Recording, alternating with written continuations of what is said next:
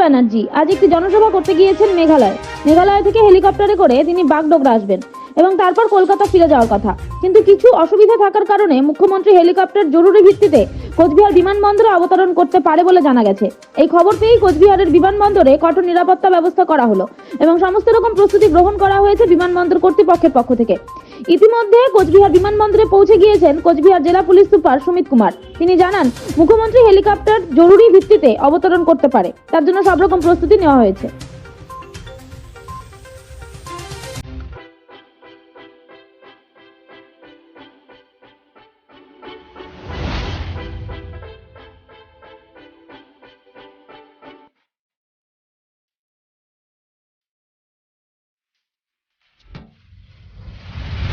তারা fitness, SN road, Goalapatti, Cooch Behar.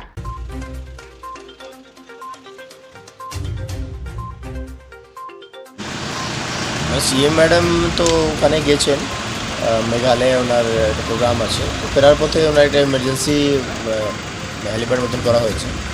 দেখা যাক, এখন যদি আসেন তাহলে সেটাও রেডি আছে, আসেন তাহলে দেখা যাক।